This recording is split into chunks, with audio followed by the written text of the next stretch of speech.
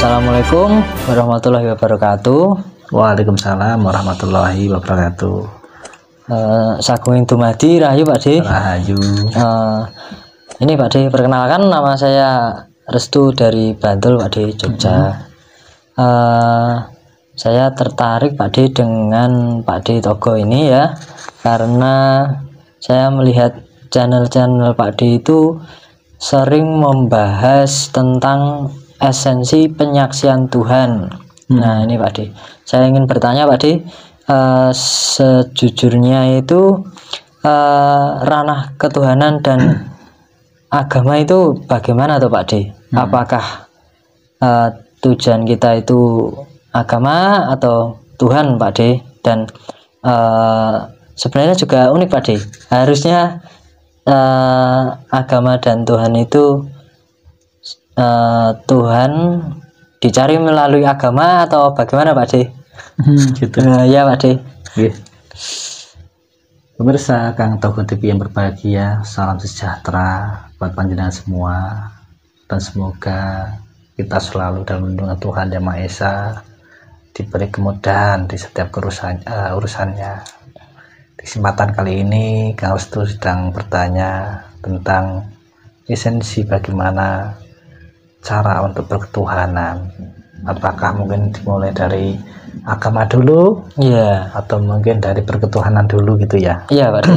Kalau zaman dulu yang diajarkan oleh Nabi Muhammad Rasulullah SAW, karena saya juga pemeluk agama Islam walaupun laku saya Jawa. Iya Pakde. Itu dulu yang diajarkan kepada para nabi-nabi sebelumnya, bahkan ya sebelum Kanjeng Nabi Muhammad. Itu kan sebelum mengenal agama kan memang harus kenal Tuhan dulu. Iya Pakde. Gitu loh. Jadi kalau zaman dulu itu ya kenali Tuhanmu dulu, baru kamu akan mengenal agamamu, kan gitu ya. Iya Pakde. Jadi seperti itu Kang. Terus apa yang menjadi permasalahan sehingga ditanyakan? Sebenarnya bukan permasalahan Pakde, tetapi hanya saja doktrinisasi itu kan sekarang banyak Pakde. Kalau kita tidak pandai mengolah rasa, cenderung akal kita yang lebih pinunjul Pakde, kita akan saling menyalahkan dulu Pakde, menyalahkan dan hilang arah dulu Pakde. Saya takut hilang arah Pakde dan terjebak dalam skema pola doktrinisasi Pakde. Gitu. Iya, saya juga orang Jawa Pakde. Makanya saya ingin mengolah rasa terlebih dahulu Pakde. Paribasan niku nggih, ngulung jagat lawas gelar jagat anyar, bukan berarti mencari agama atau apa, tapi saya ingin mencari ketuhanan Pakde. Ranah memperdalam ketuhanan Pakde, kangge hanyirnake tumindak ingkang luput Pakde. Oh gitu ya. Nggih Pakde. Bagus, itu tujuan yang mulia. Iya. Jadi yang namanya kita berketuhanan itu adalah rahasia di balik rahasia Pakde. Karena sifatnya adalah urusan pribadi, urusan kemanunggalan kepada Tuhannya. Iya Pakde. Gitu loh. Iya. Jadi kalau kita sudah berbicara tentang ketuhanan, itu ranah sifatnya pribadi atau menjadi sebuah privasi. Itu sebetulnya menurut pandangan saya pribadi ini kurang pas kalau masih saling mendoktrin atau mengganggu. Iya Pakde. Gitu loh. Ya, sesungguhnya yang dimaksud tersesat itu bagaimana Pakde? Kok ada yang sedang mencari paribasan niku ngolah jatining diri Pakde, bukan berarti tidak beragama terus dianggap tersesat Pakde.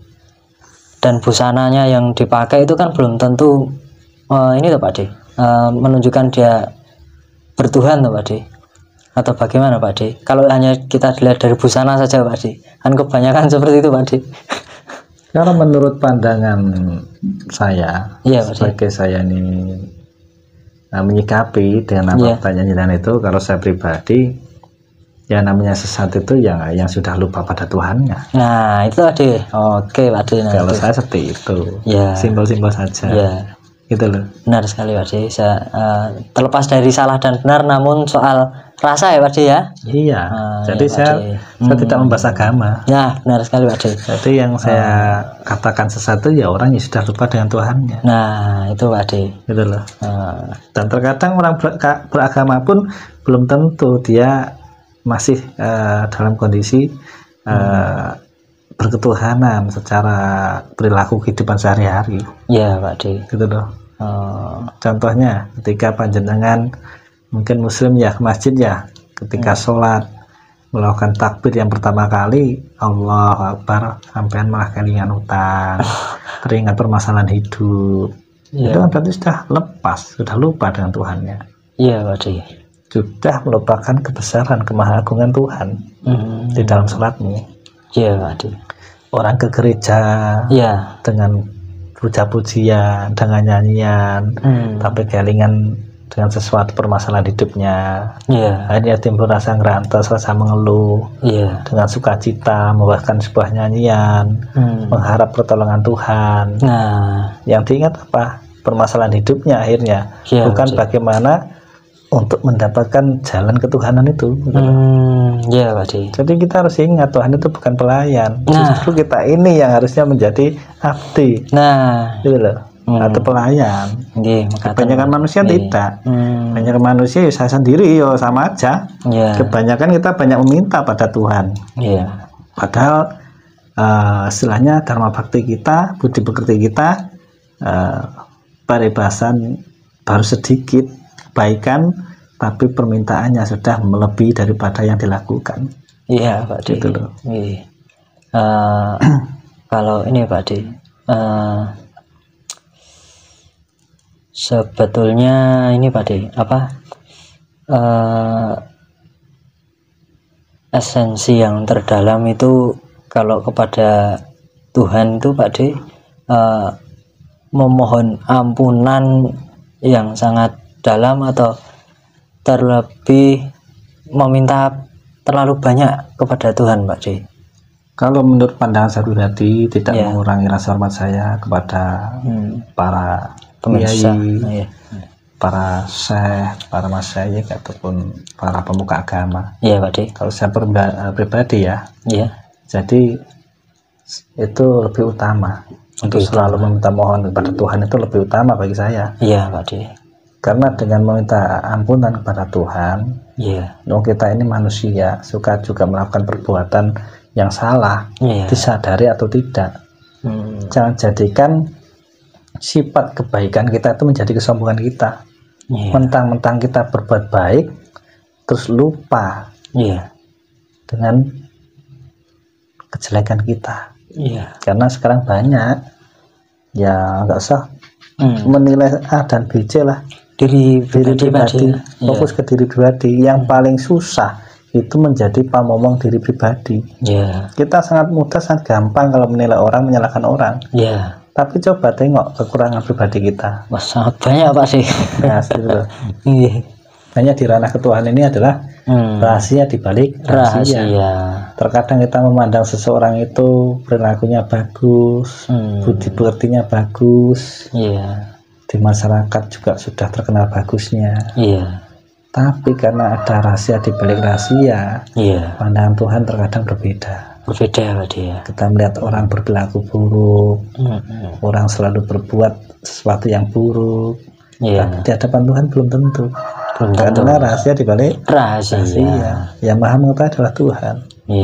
Makanya ketika kita sudah merasa benar, jangan suka menyalahkan, karena Anda akan menjadi sebuah kekufuran. Lupa akan iman yang sejati. Iman itu kan percaya. Makanya kalau bahasa Jawa itu Tuhan itu adalah satu. Satu itu adalah Esa. Tunggal. Tidak ada duanya. Hu itu adalah dia. Makanya kalau di bahasanya orang tasawuf ada dzikir hu gitu loh. Maknanya itu adalah dia Allah, dia Tuhan gitu loh. Menjadi tujuan hidupnya. Pak De. Nah gitu. Makanya hidup ini tujuannya ya hanya mengharap apa? Mengharap ridhonya. Mengharap mahabbahnya. Mengharap kecintaan Tuhan. Jadi segala suatu maksud tujuan hidup ya untuk Tuhan. Tuhan ya Pak De ya. Kalau kita sudah mendapat restunya, ridhonya, mendapat kecintaannya, Iya. tentunya kita akan dibimbing di jalannya kan gitu. Ya Pak De. Nah gitu loh. Soalnya banyak kan yang terjadi di sekitar kita. Iya Pak De. Seseorang kadang sudah mempunyai kepahaman yang dirasa benar, mematahkan perjalanan seseorang. Mungkin jenengan diberi keilmuan dari seorang guru, merasa pandai, pintar, benar, melihat perjalanan kawan, itu dibantah dengan kepintaranmu, kepandaianmu, kecerdasanmu. Mengatakan kamu itu lugu, kamu itu istilahnya tersesat. Kan banyak seperti itu. Iya Pak De. Ini kamu itu tak selamatkan daripada tersesat, ikuti ajaran saya, contohnya gitu. Nah, gitu, iya Pak De. Dia doktrin. Iya benar sekali Pak De. Benar sekali Pak De. Nah gitu loh. Karena belum mengetahui rahasia di balik rahasia kan seperti itu. Oke, ada lagi yang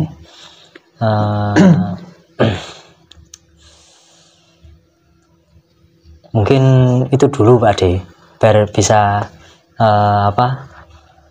connecting di selanjutnya gitu Pak De. Gitu. Iya Pak De. Tadi ngobrol-ngobrol sama saya pernah belajar tentang aksara Jawa. Oh iya Pak De. Saya lupa Pak De. Tentang Jawa. Tentang aksara Jawa itu Pak De. Dan itu malah menjadi cita-cita saya Pak De.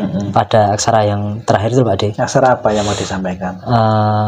Yang ingin saya tahu itu yang Mogo Bodongo Pak De. Apa itu? Mana pengertian itu dengan cita-cita saya Pak De. Mogo Bodongo. Mo itu yang itu Pak De, mati bisa bali. Go guru sejati kang murui. Bo bayu sejati kang handalane. To tukul saka niat. Ngo ngeracut busananing raga Pak De. Bahasa filsafat Jawa ya. Iya Pak De. Kalau diterangkan maknanya luas. Luas sekali ya Pak De. Seperti mo ini tadi kan itu kan sangat parane itu mati. Iya Pak De. Kalau orang Islam ya inna lillahi wa inna ilaihi raji'un. Segalanya dari Allah juga akan kembali pada Allah. Ya, karena kita ini amanah. Ya. Hidup ini adalah amanah. Nafas yang ada di dalam badan kita ini adalah amanah. Amanah ya Pak De. Makanya ketika nafas ini masuk, kita ingat kesadarannya bahwa ini awal mula hidup kita. Ketika keluar pun seperti itu. Permulaan hidupnya, awal akhir. Tarik nafas ingat pada Tuhan, keluar nafas ingat pada Tuhan. Coba kalau napas ini hanya masuk saja nggak keluar. Wah bahaya Pak De. Ibarat balon bisa meletus Pak De. Nah, bisa mati kan? Iya Pak bisa De. Pecah. Iya. Kalau napas ini bisa keluar nggak bisa masuk lagi, ya sama aja kita bisa meninggal. Iya. Jadi rutinitas orang hidup itu terkadang lupa dengan nafasnya. Iya. Ketika melakukan suatu aktivitas, entah itu aktivitas dunia, entah itu aktivitas beribadahan, terkadang lupa dengan napasnya. Iya Pak De. Makanya terkadang ada latihan napas di dalam sebuah membaca kitab suci, melantunkan ayat-ayat Quran, kita pakai napas. Iya Pak De. Intinya itu membuka kesadaran. Pak De. Iya, bahwa yang kita baca dulu adalah kalam Tuhan, firman Tuhan seperti itu. Contohnya gitu. Iya Pak De. Jadi kita harus mengerti sangan paran itu mati, asal usul kita. Iya. Gitu loh. Tentunya kita harus juga ini ya Pak De ya. Sangkan paraning dumadi itu tidak hanya sebagai cita-cita, namun kita harus mencari cara ya Pak De ya. Iya. Yang kedua tadi apa?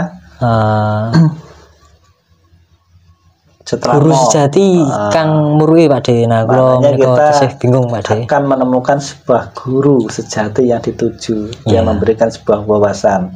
Yang namanya guru sejati itu bisa secara lahiriah ditunjukkan oleh seseorang yang membimbing kita. Juga bisa ditunjukkan melalui batin kita. Oh gitu Pak De. Tapi kebanyakan kalau sendiri itu masih susah untuk menemukannya. Paling enggak ya harus bertemu orang yang bisa membukanya kan gitu. Iya Pak De. Bagaimana kita dalam menerima kecerdasan dalam berspiritual. Di dalam otak itu ada guru sejatinya, di dalam rasa itu ada guru sejatinya. Dan di sanalah ketika kita sudah dibimbing oleh beliau-beliau guru-guru yang sudah ahli, baru berjalannya enak. Tapi ada juga yang tidak dibimbing secara guru dohir ya, dibimbing secara gaib langsung ada. Ada juga ya Pak De. itu sesuai anugerah yang Maha Kuasa. Benar Gitu loh. sekali Pak De. Tidak saling menyalahkan dan juga tidak saling membenarkan. Iya. Bagi saya itu kesempurnaan. Iya, benar Gitu sekali loh. Pak De. Terus berikutnya, Bayu sejati kang handalani Pak De. maknanya kita harus bertemu dengan ma'ul hayat. Kalau bahasa tasawuf, air kehidupan. Air kehidupan Pak De. Iya, karena air kehidupan ini ibaratnya kesucian batin. Ketika batin kita selalu murni dalam kesucian, Iya. maka tentunya akan menjadi jalan keselamatan. Jalan ya Pak De. Iya, Iya. makanya disebut banyu panguripan, air yang akan menjadikan sumber kehidupan Oh. dengan kejernihannya. Iya. Seperti itu loh. Iya. Nah, lanjutnya, Tukul saka niat Pak De. ya harus punya niat, tumbuhnya niat. Kalau ingin memperjalanan diri di dunia rohani, Iya. berketuhanan, tumbuhkan dari niatmu. Dan ingat tujuanmu. Iya, mati Jangan- bisa balik tadi Pak De ya. Jangan sampai sudah menyatakan diri, punya niat, belajar ketuhanan, setelah diajari, Iya. melihat kanan kiri, melihat orangnya sama-sama belajar, akhirnya saling menilai, menyalahkan. Nah, itu nanti akan menjadi sebuah kehancuran. Kehancuran ya Pak De. Kehancuran bagi sang pejalan itu tadi. Iya. Makanya ketika kita berjalan bareng-bareng di dunia rohani, kita kan banyak teman kadang ya, Iya Pak De. lupa dengan jati diri. Kita sibuk ngurusi teman-teman kita yang sedang berjalan, Iya. tidak ingat dengan tujuan awalnya kita ingin belajar gitu loh Kang. Paham gitu? Nah, disitulah banyak murid-murid rohani yang belajar pada guru rohani akhirnya tumbang. Tumbang Pak De ya. Ya karena itu tadi. Iya. Nah, dan silakannya lagi setelah tumbang melakukan sebuah pendoktrinan dengan memengaruhi kanan kiri, Wah, itu Pak De. mengaruhi orang yang sedang masih berjalan. Dan itu nanti pasti orang yang melakukan seperti itu akan dapat sebuah karma dari apa yang dilakukannya. Kalau saya kan orang Jawa, Iya, percaya Pak De. dengan karma. Iya Pak De. Itu bisa dipastikan. Benar sekali Pak De. Gitu loh. Unduh wong pakarti Pak De. Iya, makanya saya pesan untuk seluruh pemirsa Kantor TV, coba kita sama-sama belajar untuk memurnikan diri dengan fokus pada diri pribadi, tidak selalu menilai sesuatu yang di luar diri.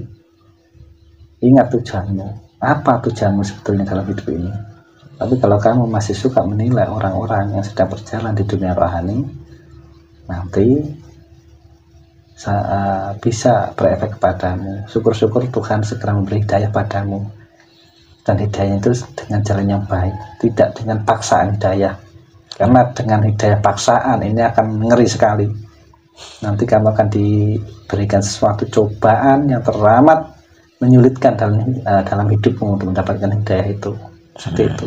Oh, terima kasih Pak De. Selanjutnya apa tadi? Selanjutnya Yang terakhir Pak De, ngerajut busana ning rogo Pak De. Maknanya kita harus bisa mengerti bahwa manusia itu sebetulnya diberi busana, baik secara lahiriah dan batiniah. Busananya raga, yaitu pakaian. Busananya pakaian diibaratkan ya apa yang kita pakai. Kalau disimbolkan ya dalam berketuhanan agama. Ya. Agamanya sebagai busana untuk menuju Tuhannya. Oh, gitu. Iya. Jadi kalau sudah beragama, kamu harus yakin di dalam agama itu ada Tuhan yang kamu sembah. Iya Pak De. Gitu loh. Jangan sampai kamu mengutamakan agamamu tapi kamu lupa dengan penyembahanmu, kan gitu. Iya Pak De. Gitu loh. Tentunya juga tidak lupa dengan yakin itu harus melalui menyaksikan dulu ya Pak De ya. Penyaksian. Kalau kita hanya sekedar yakin itu ya. Iya. Allah walam Pak De ya. Makanya kan zaman dulu kan orang-orang terdahulu itu kan sebelum mengenal agama ya dulu, saya sering baca itu di pelajaran orang Jawa dulu, ada yang namanya ajaran Kapitayan. Sebetulnya ini sudah dari zaman dulu orang-orang terdahulu itu mengenal Tuhan.